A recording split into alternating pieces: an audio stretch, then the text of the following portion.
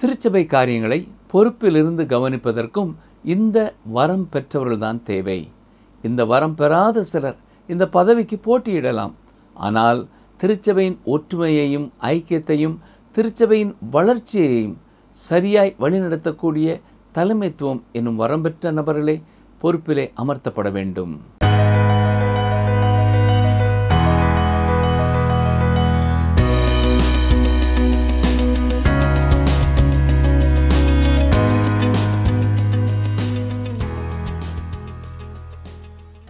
கிறிஸ்துவுக்குள் பிரியமான வேத ஆராய்ச்சி நேயர்களை இயேசு கிறிஸ்துவின் இன்ப நாமத்தினாலே வாழ்த்துகிறோம்.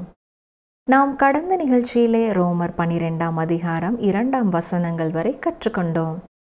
அந்த பாடத்திலே தேவன் நம்முடைய வாழ்க்கையிலே எதை செய்யவும் உரிமை பெற்றவராக இருக்கிறார். அவர் சிறந்த காரியங்களையே செய்கிறார் என்றும், இன்று நம்மில் அநேகர் ஏழைகளாக இருப்பதற்கு காரணம் அவர் நமக்கு கொடுத்திருப்பதிலே நாம் அவருக்கு குறைவாகவே கொடுத்திருக்கிறோம் என்றும், நாம் தேவனுக்கு கொடுக்க வேண்டிய மகிமையையும் கனத்தையும் திருடிக் கொள்கிறோமா என்பதிலே ஜாக்கிரதையாக இருக்க வேண்டும் என்றும், விசுவாசத்தினாலே நீதிமான் என்று அழைக்கப்பட்டாலும் நம்முடைய வாழ்க்கையின் செயல்பாட்டிலே அதை நாம் காட்டுகிறவர்களாக இருக்க வேண்டும் என்றும் கற்றுக்கொண்டோம். இன்று நாம் அதனை தொடர்ந்து 3ஆம் வசனம் முதல் 16ஆம் வசனம் வரை கற்றுக்கொள்ள இருக்கிறோம். இந்த பாடத்திலே நாம் திருச்சபையை குறித்து பவுல் கூறும் சத்தியம் என்ன, தீர்க்க தரிசன வரத்தை குறித்து பவுல் கூறுவது என்ன, கர்த்தருக்காக நாம் எப்படி வைராக்கியமாக இருக்க வேண்டும் என்பதை கற்றுக்கொள்ள தொடர்ந்து எங்களுடன் இணைந்திருங்கள். அருமையான வேத ஆராய்ச்சி நேயர்களே, கடந்த நிகழ்ச்சியிலே நாம் ரோமர் 12ஆம் அதிகாரத்தை சிந்திக்க துவங்கினோம். நமது சரீரங்களை பரிசுத்தமும் தேவனுக்கு பிரியமுமான ஜீவ பலியாக ஒப்புக் கொடுக்க வேண்டும் என்று பவுல் நம்மை கட்டளையிடாமல் வேண்டிக் கொண்டார் என்று பார்த்தோம்.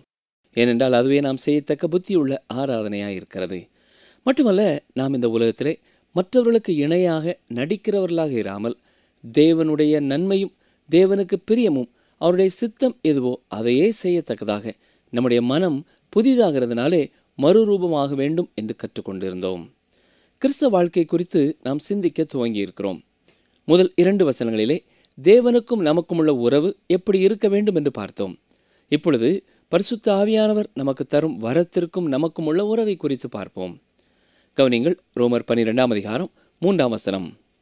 அல்லாமலும் எனக்கு அருளப்பட்ட கிருபையினாலே நான் சொல்லுகிறதாவது, உங்களில் எவனானாலும் தன்னை குறித்து எண்ண வேண்டியதற்கு மிஞ்சி எண்ணாமல் அவனவனுக்கு தேவன் பகிர்ந்த விசுவாச அளவின்படியே தெளிந்த எண்ணமுள்ளவனாய் எண்ண வேண்டும். இந்த வாக்கியத்தை பவுல் அப்போஸ்தலன் எழுதும்போது சற்று புன்முறுவலோடு தான் இதை எழுதியிருப்பார் என்று நினைக்கிறேன். ஏனென்றால் அநேக கிறிஸ்தவர்கள் தங்களை குறித்து எண்ண வேண்டியதற்கு அதிகமாக எண்ணுகிறார்கள். தங்களுக்கு இந்த உலகத்திலே முக்கியமான இடம் வேண்டும் என்று எண்ணுகிறார்கள். திருச்சபையிலே கூட முக்கியமான பொறுப்பிற்கு அநேகர் போட்டியிடுகிறார்கள். ஏன், சண்டையும் இடுகிறார்கள். இன்றைக்கு நீங்கள் ஒரு வெற்றி காணும் போதகராக இருக்க வேண்டும் என்றால் உங்கள் திருச்சபையிலே அநேகர் எறும்பை போல சுறுசுறுப்பாய் உங்களுக்காக வேலை செய்ய வேண்டும் என்றால் அநேக பொறுப்புகளை, ஆளுகை குழுக்களை, செயல் குழுக்களை, தலைவர், உபதலைவர், இயக்குனர் என்ற பதவிகளை உண்டு பண்ணுவீர்கள் என்றால் அநேகர் வருவார்கள். இதையெல்லாம் இல்லாமல் உங்களுக்கு ஊழியத்திலே உதவி செய்ய வேண்டும் என்றால் வரமாட்டார்கள். ஏனென்றால் தங்களை எண்ண வேண்டியதற்கு மிஞ்சி அவர்கள் எண்ணுகிறார்கள். எனவே பதவி இருந்தால்தான் வருவார்கள். இங்கே பவுல் நமக்கு கொடுக்கிற ஆலோசனை என்ன? தேவன் பகிர்ந்த விசுவாச அளவின்படியே தெளிந்த விசுவாசம் உள்ளவனாய் எண்ண வேண்டும். கிறிஸ்தவ வட்டங்களிலேயும் நம்மை நாமே முன்னே தள்ளி கொண்டு செல்லக்கூடாது. ஒரு விசுவாசி தன்னுடைய தாளந்தையும் தன்னுடைய குணநலனையும் குறித்து எண்ண வேண்டியதற்கு மிஞ்சி எண்ணக்கூடிய ஆபத்து இருக்கிறது. நம்மை குறித்து, மற்றவர்களோடு நமக்குள்ள உறவை குறித்து சரியான எண்ணமுடையவர்களாய் இருக்க வேண்டும். போதகர் ஒருவர் தன்னுடைய அனுபவத்தை குறித்து சொல்லும் பொழுது அவரை பல கிறிஸ்தவ இயக்கங்களின் ஆளுகை குழுக்களிலே அங்கத்தினராக்கியிருந்தார்களாம். ஆனால் ஒரு நாள் சற்று உட்கார்ந்து அவர் யோசித்து பார்த்த பொழுது அப்படி அங்கே போய் உட்கார்ந்து மணிக்கணக்காக பணி அறிக்கைகளையும் ஆவிக்குரிய காரியங்களிலே ஈடுபடாதவர்கள் ஆவிக்குரிய காரியங்களை குறித்து பேசுவதை கேட்பதை குறித்தும் அவர் ஆழமாய் சிந்தித்தார். அந்த தாளந்து தனக்கு இல்லை என்பதை உணர்ந்து எல்லா ஆளுகை குழுவிலிருந்தும் தன்னை விலக்குமாறு கடிதம் எழுதி முடித்தார். அதை குறித்து அவர் சொல்லும் பொழுது, அன்று என்னுடைய வாழ்க்கையிலே மிகவும் சந்தோஷமான ஒரு நாள் என்று குறிப்பிட்டிருக்கிறார். இன்றைக்கும் பல ஊழியங்களுக்கு அவரை அழைக்கும் பொழுது, நான் உங்களை அறிந்திருக்கிறேன், உங்களுக்காக ஜெபிக்கிறேன், ஆனால் உங்கள் ஆளுகை குழுவிலே நான் அங்கத்தினராக முடியாது என்பதை மிக தெளிவாக சொல்லக்கூடிய ஒருவராய் இருக்கிறார். அருமையான சகோதரனை சகோதரியே, நாம் நம்மை குறித்து நினைக்க வேண்டிய அளவிற்கு மிஞ்சி நினைக்கக்கூடாது. நம்முடைய தகுதி என்ன, நம்முடைய தாளந்து என்ன, நாம் என்ன செய்ய வேண்டும் என்று ஆண்டவர் விரும்புகிறார் என்பதை அறிந்துதான் செயல்பட வேண்டும். நாம் எங்கே இருப்பது ஆண்டோடைய சித்தம் என்பதை அறிந்து அந்த இடத்திலே நாம் இருக்கும் பொழுது அது மகிழ்ச்சி நிறைந்ததாக இருக்கும். நாமும் மற்றவர்களுக்கு பயனுள்ளவர்களாய் இருப்போம். ரோமர் 12ஆம் அதிகாரம் 4-5 வசனங்களை பாருங்கள். ஏனெனில் நமக்கு ஒரே சரீரத்திலே அநேக அவயவங்கள் இருந்தும் எல்லா அவயவங்களுக்கும் ஒரே தொழில் இராதது போல அநேகராகிய நாமும் கிறிஸ்துவுக்குள் ஒரே சரீரமாயிருக்க ஒருவருக்கொருவர் அவயவங்களாயிருக்கிறோம். திருச்சபை கிறிஸ்துவின் சரீரம் என்னும் மிகப்பெரிய ஒரு சத்தியத்தை இங்கேதான் முதலாவதாக பவுல் கூறுகிறார். அப்போஸ்தலனாகிய பவுல் கொரிந்து சபைக்கு, எபேசு சபைக்கு, கொலோசே சபைக்கு எழுதிய கடிதங்களின் சாராம்சம் இதுதான். கிறிஸ்துவின் சரீரமாகிய திருச்சபை ஒரு சரீரத்தைப் போல செயல்பட வேண்டும். அதாவது அநேக அங்கத்தினர்கள் ஒன்று போல வரம் பெற்றவர்களாக இருக்கிறதில்லை. நாம் செயல்படுத்த முடியாத ஒரு வரம் உங்களுக்கு இருக்கலாம். சரீரத்திலே நூற்றுக்கணக்கான அங்கத்தினர் இருக்கிறார்கள். எனவே அங்கே நூற்றுக்கணக்கான வரங்கள் இருக்கும். அப்போஸ்தலனாகிய பவுல் எந்த இடத்திலையும் இதுதான் தேவனுடைய வரங்கள் என்று ஒரு பட்டியலை முழுமையாக கொடுக்கவில்லை. ஒவ்வொரு இடத்திலையும் அதை குறித்து சொல்லும் பொழுது புதிய புதிய வரங்களை குறித்து அவர் பேசுகிறார். பரிசுத்த ஆவியானவரே பவுல் அவ்வாறு எழுதும்படியாக செயல்படுத்தி இருக்கிறார். இப்பொழுது ரோமர் 12ஆம் அதிகாரம் 6ஆம் வசனத்தை பார்ப்போம். நமக்கு அருளப்பட்ட கிருபையின்படியே நாம் வெவ்வேறான வரங்கள் உள்ளவர்களானபடியினாலே நம்மில் தீர்க்க தரிசனம் சொல்லுகிற வரத்தை உடையவன் விசுவாச பிரமாணத்துக்கு ஏற்றதாக சொல்ல கடவன். கிருபை என்னும் வார்த்தையின் அடிப்படை வார்த்தையிலிருந்து வந்தது. எனவே இதை கிருபை என்றும் இலவச வெகுமதி என்றும் மொழிபெயர்க்கலாம். இது பரிசுத்த ஆவியானவர் உங்களுக்கு தரும் ஒன்று. திருச்சபையில் உள்ள சிலருக்கு தீர்க்க தரிசன வரத்தை கொடுக்கிறார், சிலருக்கு போதிக்கும் வரத்தை கொடுக்கிறார். நமக்கு அருளப்பட்ட கிருபை என்று சொல்லும் பொழுது கிறிஸ்துவின் சரீரமாகிய சபையின் அங்கத்தினர்கள் ஒவ்வொருவருக்கும் கர்த்தர் ஒரு வரத்தை கொடுத்திருக்கிறார். நாம் ஒவ்வொருவரும் கர்த்தருக்காக செயல்பட எதிர்பார்க்கப்படுகிறோம். வெவ்வேறான வரங்கள் என்று சொல்லும் பொழுது ஒவ்வொருவருக்கும் வித்தியாசமான வரங்களை கர்த்தர் கொடுக்கிறார். இவ்வாறு சொல்வதனாலே சிலருக்கு அவர் எந்த வரத்தையும் கொடுக்கவில்லை என்று சொல்ல முடியாது. திருச்சபையில் உள்ள ஒவ்வொரு விசுவாசிக்கும் கர்த்தர் ஒரு வரத்தை கொடுக்கிறார். அது தேவன் நமக்கு கொடுக்கும் கிருபையின் ஒரு பகுதியாய் இருக்கிறது. கர்த்தர் உங்களை ரட்சித்து அவருடைய சரீரமாகிய திருச்சபையிலே வைக்கும் பொழுது ஒவ்வொரு விசுவாசியும் தன் பணியையும் நிறைவேற்ற வேண்டும். ஒரு இயந்திரத்தைப் போல அல்ல, ஒரு சரீரத்தின் உறுப்பை போல செயல்பட வேண்டும்.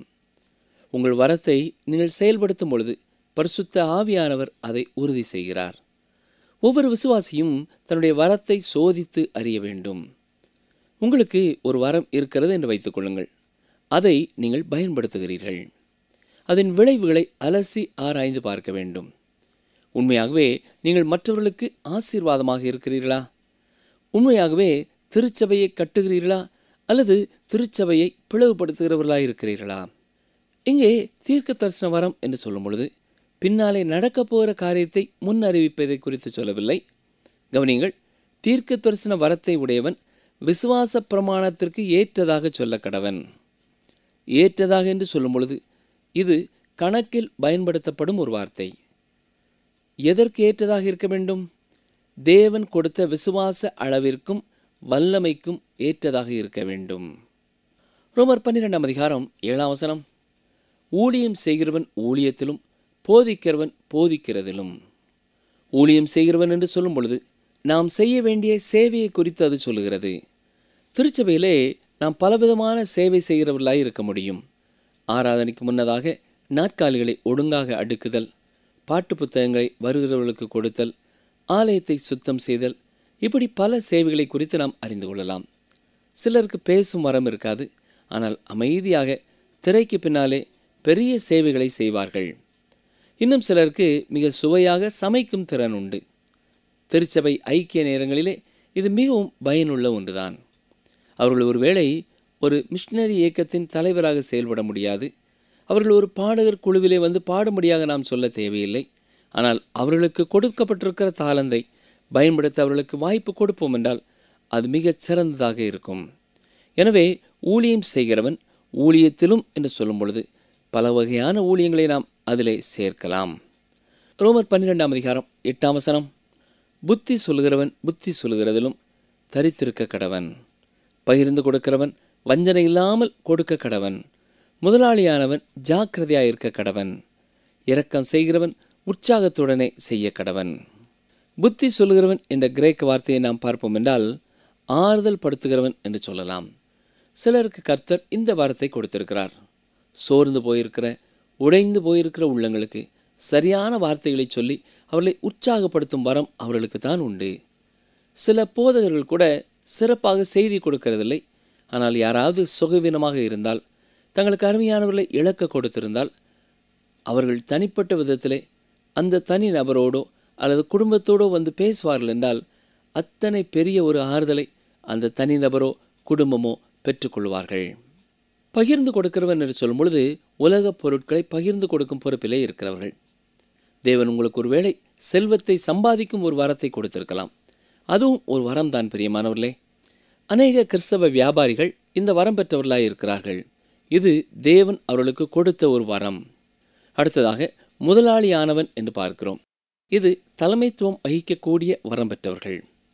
ஒரு சிலருக்கு கர்த்தர் இந்த தலைமைத்துவத்தின் வரத்தை கொடுத்திருக்கிறார். அவர்கள் பொறுப்பில் இருக்கும் பொழுது எல்லாம் ஒழுங்கும் கிரமமுமாக நடைபெறும். திருச்சபை காரியங்களை பொறுப்பிலிருந்து கவனிப்பதற்கும் இந்த வரம் பெற்றவர்கள்தான் தேவை. இந்த வரம் பெறாத சிலர் இந்த பதவிக்கு போட்டியிடலாம். ஆனால் திருச்சபையின் ஒற்றுமையையும் ஐக்கியத்தையும் திருச்சபையின் வளர்ச்சியையும் சரியாய் வழிநடத்தக்கூடிய தலைமைத்துவம் என்னும் வரம் பெற்ற நபர்களே பொறுப்பிலே அமர்த்தப்பட வேண்டும். அடுத்ததாக இரக்கம் செய்கிறவர்களை குறித்து பார்க்கிறோம். இரக்கம் செய்கிறவர்கள் உற்சாகத்துடனே அவ்வாறு செய்ய வேண்டும். சிலர் சுகவீனமாயிருக்கும் அறையிலேயும் ஒரு பிரகாசத்தை உண்டு பண்ணக்கூடியவர்களாயிருக்கிறார்கள். அதே நேரத்திலே வேறு சிலர் அங்கே சென்று பேசினால் அந்த அறை துக்கம் நிரம்பி வழியும் இடமாய் மாறிவிடும். நமக்கு கர்த்தர் கொடுத்திருக்கிற வரம் என்ன என்பதை பார்த்து அதை பரிசோதித்து நாம் மற்றவர்களுக்கு ஆசீர்வாதமாய் அதை செயல்படுத்த நம்மை அர்ப்பணிக்க வேண்டும். நமக்கு இல்லாத வரத்தை குறித்து நாம் ஏங்கிக் கொண்டே இருக்க வேண்டிய அவசியமில்லை. ஆங்காங்கே நாங்கள் கூட்டங்களுக்கு செல்லும் பொழுது சிலர் வந்து என்னிடத்தில் கேட்பார்கள், ஐயா, நான் அந்நிய பாஷையில் ஜெபிக்க வேண்டும், நான் அந்த வரத்தை பெற்றுக்கொள்ள வேண்டும் என்று எனக்காக ஜெபியுங்கள் என்று சொல்வார்கள். அருமையான சகோதரனை சகோதரியே, இது உங்களுக்கு தேவன் அருளும் வரமாயிருக்கும் என்றால் நீங்கள் கர்த்தருக்குள்ளே விசுவாசத்திலே வரும்பொழுதே அந்த வரத்தை அவர் உங்களுக்கு கொடுத்திருப்பார். மற்றவர்கள் அந்த வரத்தை பெற்றவர்களாக இருக்கிறார்கள் என்பதற்காக அதை நாம் விரும்புவது சரியான காரியமல்ல. ஆண்டவர் உங்களை எவ்வாறு பயன்படுத்த விரும்புகிறாரோ அதற்கு ஏற்ற வரத்தை அவர் உங்களுக்கு நிச்சயமாக கொடுத்திருப்பார். ஆண்டவர் உங்களுக்கென்று எந்த வரம் கொடுத்திருக்கிறார் என்பதை நீங்கள் ஆராய்ந்து அறிந்து அதை பயன்படுத்தும் பொழுதுதான் நீங்கள் மற்றவர்களுக்கு ஆசீர்வாதமாக இருக்க முடியும். உங்களுக்கும் ஒரு மன நிறைவு, ஒரு மன மகிழ்ச்சி காணப்பட முடியும். அதை விட்டுவிட்டு தேவன் தராத ஒன்றை குறித்து நீங்கள் வாஞ்சித்து கொண்டே இருப்பீர்கள் என்றால் தேவன் தந்திருக்கிற வரத்தை பயன்படுத்த தவறிவிடுவீர்கள். வாய்ப்புகளை இழந்து போவீர்கள். ரோமர் 12:9 பாருங்கள். உங்கள் அன்பு மாயமற்றதாயிருப்பதாக, தீமையை வெறுத்து நன்மையை பற்றி கொண்டிருங்கள். அதாவது மாய்மாலமான அன்பு காட்டக்கூடாது. எந்த ஒரு விசுவாசியையும் தட்டி கொடுத்து உண்மையாகவே உங்களுடைய உள்ளத்தின் ஆழத்திலிருந்து வராத வார்த்தைகளை நீங்கள் சொல்ல தேவையில்லை. தீமையை வெறுத்து விடுங்கள் என்று சொல்லும் பொழுது எதை குறித்து நீங்கள் உண்மையாகவே இருதயத்திலே வெறுப்படைகிறீர்களோ அதை நீங்கள் வெளிப்படுத்த வேண்டும். திருச்சபையிலே தவறான ஒரு காரியம் நடைபெறும் பொழுது அதை குறித்து பொறுப்பானவர்களுக்கு தெரியப்படுத்துங்கள். இன்றைக்கு பல ஆளுகை குழுக்களிலே இருக்கிறவர்கள் அங்கே தவறாக காரியங்கள் சென்றாலும் அதை குறித்து பேசாமல் அமைதியாய் இருக்கிறார்கள். காரணம் என்னவென்றால் அவர்களை அந்த ஆளுகை குழுவிலே வைத்திருக்கிறவர்களுடைய மனம் வேதனைப்படக்கூடாது என்பதற்காக. மனிதனை பிரியப்படுத்துகிறவர்களாக தவறான காரியங்கள் நடைபெறும் பொழுதும் அமைதலாக இருந்து விடுகிறார்கள். பிரியமான சகோதரனை சகோதரியே, இப்படி தீமையை வெறுக்கும் பல விசுவாசிகள் இல்லாதபடியினாலே தான் பாரம்பரிய திருச்சபைகளிலேயும் இன்றைக்கு பிரச்சனை இருக்கிறது. தவறான காரியங்களுக்கு தைரியமாக எதிர்த்து நிற்கக்கூடிய விசுவாசிகள் இன்றைக்கும் தேவை. அடுத்ததாக நன்மையை பற்றி கொண்டிருங்கள் என்று சொல்லப்பட்டிருக்கிறது. பற்றி கொண்டிருங்கள் என்றால் ஒட்டிக்கொள்வது, அதாவது நல்ல காரியங்களுக்கு இணைந்து செயல்படுங்கள். விசுவாசிகள் எப்பொழுதும் நற்காரியங்களோடு இணைக்கப்பட்டவர்களாய் காணப்பட வேண்டும். கேள்விக்குரிய காரியங்களிலே, மறைமுகமான செயல்களிலே பங்கு பெறாதவர்களாய் இருக்க வேண்டும். ரோமர் 12ஆம் அதிகாரம் 10-11 வசனங்களை பாருங்கள். சகோதர சிநேகத்திலே ஒருவர் மேல் ஒருவர் பட்சமாயிருங்கள், கனம் பண்ணுகிறதிலே ஒருவருக்கொருவர் முந்திக் கொள்ளுங்கள், அசதியாயிராமல் ஜாக்கிரதையாயிருங்கள், ஆவியிலே அனலாயிருங்கள், கர்த்தருக்கு ஊழியம் செய்யுங்கள். இந்த காரியங்கள் எத்தனை அருமையானதாக இருக்கிறது இல்லையா? வேறு வார்த்தைகளிலே சொல்ல வேண்டுமென்றால், உங்கள் சகோதர சிநேகத்திலே ஒரு குடும்ப உறவு கொண்டவர்களாய் இருங்கள். விசுவாச சகோதரர்களை நீங்கள் நேசிக்கும் பொழுதும் இரத்த உறவுள்ள சகோதரர்களிடத்திலே அன்பு கூறுவது போல அன்பு கூறுங்கள். ஒன்றாக பிறந்த 2 பேர் இருக்கிறார்கள் என்று வைத்துக் கொள்ளுங்கள். அவர்களோடு கூட மற்றும் ஒரு ஆப்பிரிக்க நாட்டைச் சேர்ந்தவரும் உட்கார்ந்திருக்கிறார். இந்த இரட்டையர்களிலே ஒருவர் விசுவாசி, மற்றொருவர் விசுவாசி அல்ல. ஆனால் அந்த ஆப்பிரிக்க சகோதரன் ஒரு விசுவாசி. அப்படி என்றால் இந்த 2 விசுவாசிகளும் இரத்த சம்பந்தம் உள்ளவர்களைப் போல அன்பு கூறுகிறவர்களாய் இருக்க வேண்டும். தன்னோடு சேர்ந்து பிறந்த ஒரு சகோதரன் அங்கே இருந்தாலும் ஒரு விசுவாசிக்கும் இடையிலே உண்டான அன்பு வித்தியாசமானது. அருமையானவர்களே, சக விசுவாசிகளை நீங்கள் உண்மையாகவே மாயமற்ற அன்பினாலே பட்சமாய் நேசிக்க வேண்டும். ஏனென்றால் அவர்களோடு தான் நீங்கள் நித்தியமான காலமாய் வாழப்போகிறீர்கள். இந்த உலகத்திலேயே சக விசுவாசிகளோடு வாழ பழகிக் கொள்ளுங்கள். என்றாலும் அவர்களுக்கு புதிய ஒரு சரீரம் கொடுக்கப்பட போகிறது. அவர்களும் தங்கள் பழைய சுபாவத்தை அப்பொழுது முழுமையாக ஒழித்திருப்பார்கள். நீங்களும் பழைய சுபாவத்தை முழுவதுமாய் களைந்தவர்களாய் நித்தியத்திலே இருப்பீர்கள். அப்பொழுது உங்களுக்குள்ளே உள்ள ஐக்கியம் மேன்மையானதாய் இருக்கும். சரி, அசதியாயிராமல் ஜாக்கிரதையாயிருங்கள் என்று பார்க்கிறோம். அதாவது கர்த்தருக்காக வைராக்கியமாய் இருப்பதனாலே நீங்கள் சோம்பலாயிராமல், அசதியாயிராமல் ஜாக்கிரதையாக இருங்கள் என்கிறார். மட்டுமல்ல, ஆவியிலே அனலாயிருக்க வேண்டும். அதாவது நம்முடைய உற்சாகமான காரியங்கள் பரிசுத்த ஆவியானவருடைய கட்டுப்பாட்டிற்குள்ளே இருக்க வேண்டும். மேலும் கர்த்தருக்கு ஊழியம் செய்யுங்கள் என்று சொல்கிறார். ஏற்கனவே அவர் சொன்ன எல்லா குணநலன்களும் இந்த கர்த்தருக்கு ஊழியம் செய்வதிலே ஒன்று கூடுகிறது. ஏற்கனவே நாம் பார்த்த அந்த குணநலன்கள் இருக்கும் பொழுது கர்த்தருக்கு நாம் செய்கிற ஊழியம் சிறப்பானதாய் இருக்கும். ரோமர் 12ஆம் அதிகாரம் 12 முதல் 14 வரை வாசிக்கிறேன். நம்பிக்கையிலே சந்தோஷமாயிருங்கள், உபத்திரவத்திலே பொறுமையாயிருங்கள், ஜெபத்திலே உறுதியாய் தரித்திருங்கள், பரிசுத்தவான்களுடைய குறைவில் அவர்களுக்கு உதவி செய்யுங்கள், அந்நியரை உபசரிக்க நாடுங்கள், உங்களை துன்பப்படுத்துகிறவர்களை ஆசீர்வதியுங்கள், ஆசீர்வதிக்க வேண்டியதை அன்றி சபியாதிருங்கள். இங்கே நம்பிக்கையிலே சந்தோஷமாயிருங்கள் என்று சொல்லும் பொழுது அது ஒரு விசுவாசியின் வாழ்க்கையாய் இருக்க வேண்டும். அந்த விசுவாசியின் சூழ்நிலை ஒருவேளை சந்தோஷப்பட வேண்டிய ஒன்றாய் இருக்காது. அதற்கு நேர் எதிர்மறையான ஒரு சூழ்நிலையாய் இருக்கலாம். இருந்தாலும் எதிர்காலத்தை பார்க்கிற அந்த விசுவாசி அந்த சூழ்நிலையின் மத்தியிலேயும் நம்பிக்கையோடு சந்தோஷமாயிருக்க அழைக்கப்படுகிறான். ஒரு திருச்சபை ஒன்றிலே ஒரு ஞாயிற்றுக்கிழமை செய்தி கொடுத்த போதகர், உங்கள் ஒவ்வொருவருக்கும் விருப்பமான வேத வசனங்களை சொல்லுங்கள் என்று சொன்னபொழுது ஒவ்வொருவரும் எழுந்து ஒவ்வொரு வசனத்தை சொன்னார்கள். ஒரு சகோதரன் எழுந்து, இதுவும் கடந்து போகும் என்று கூறினார். இதை கேட்ட எல்லாருக்கும் அது அதிர்ச்சியாய் இருந்தது. போதகர் அவரை பார்த்து, இந்த வசனம் எப்படி உங்களுக்கு மிக நெருக்கமான வசனமாய் இருக்க முடியும் என்று கேட்டதற்கு அந்த சகோதரன், என்னுடைய வாழ்க்கையிலே பிரச்சனைகள் வரும்பொழுது, துன்பங்கள் வரும்பொழுது இந்த வசனத்தை நான் வாசிக்க விரும்புகிறேன். ஏனென்றால் இதுவும் கடந்து போகும். இந்த பிரச்சனைகளும் கஷ்டங்களும் என்னிடத்திலே தங்கும்படியாக வரவில்லை, கடந்து செல்லும்படியாகவே வந்திருக்கிறது என்று கூறினாராம். ஆம், அவருடைய வாழ்க்கையிலே நம்பிக்கையிலே அவர் சந்தோஷமாய் இருப்பதை அவ்வாறு வெளிப்படுத்தி இருக்கிறார். இந்த காரணத்தினாலேயே ஒரு விசுவாசி உபத்திரவத்திலேயும் பொறுமையாய் இருக்கிறான். அடுத்ததாக அங்கே நான் பார்ப்பது என்ன? ஜெபத்திலே உறுதியாய் தரித்திருங்கள். அதாவது ஜெப வீரனாக, ஜெப வீராங்கனையாக இருக்க நாம் அழைக்கப்பட்டிருக்கிறோம். மேலும் பரிசுத்தவான்களுடைய குறைவில் அவர்களுக்கு உதவி செய்யுங்கள். அதாவது விசுவாசிகளுள் தேவையுள்ளவர்களாய் இருக்கிறவர்களுக்கு அவருடைய தேவைகளை நாம் பகிர்ந்து கொடுக்கிறவர்களாய் இருக்க வேண்டும். பல திருச்சபைகளிலே ஏழை எளிய மக்களுக்காக என்று ஒரு சதவீதம் ஒதுக்கப்பட்டிருக்கிறது. அதை எப்படி பயன்படுத்துகிறார்கள்? தேவையுள்ள மக்களுக்கு அதை பகிர்ந்து அளிக்கவே அது கொடுக்கப்பட்டிருக்கிறதை ஒழிய அது சேர்த்து குவித்து வைக்கப்பட்டு அழகு பார்ப்பதற்கு அல்ல. அந்நியரை உபசரிக்க நாடுங்கள். பொதுவாக தமிழ் மக்கள் உபசரிப்பிலே சிறந்தவர்கள் என்று சொல்லப்படுகிறார்கள். அப்படி இருக்கும் பொழுது ஒரு விசுவாசி எத்தனை அதிகமாய் அந்த உபசரிப்பை தன்னுடைய வாழ்க்கையை காண்பிக்க வேண்டியவனாயிருக்கிறான். உங்களுடைய வீட்டிற்கு அருகிலேயோ உங்களோடு வேலை செய்கிற ஒருவரோ ஒருவேளை தைரியமாக வெளியே பேசி பழகாத ஒருவராய் இருக்கலாம். ஆனாலும் நீங்கள் அவர்களிடத்திலே பேச வேண்டும், அவர்களுக்கு உதவி செய்ய வேண்டும் என்று எதிர்பார்க்கிறவர்களாக இருக்கலாம். அப்படிப்பட்டவர்களையும் தூக்கி எடுத்து நாம் ஐக்கியம் கொள்ள வேண்டும். அடுத்ததாக, உங்களை துன்பப்படுத்துகிறவர்களை ஆசீர்வதியுங்கள் என்று கூறுகிறார். இது விசுவாசிகளுக்கு தேவைதானா என்று நீங்கள் யோசிக்கலாம். உண்மையாகவே ஒரு விசுவாசி மற்றொரு விசுவாசியை துன்பப்படுத்தும் நேரங்கள் உண்டு. உண்மையாகவே நம்மை துன்பப்படுத்துகிறவர்களை ஆசீர்வதிப்பது என்பது கடினமான ஒன்றுதான். என்றாலும் நாம் அவ்வாறு அவர்களை ஆசீர்வதிக்க வேண்டும் என்ற கட்டளை பெறுகிறோம். கிறிஸ்து தன்னை சிலுவையிலே அறைந்தவர்களையும் நேசித்தபடினாலே தான் பிதாவே இவர்களுக்கு மன்னியும் என்று ஜெபித்தார்.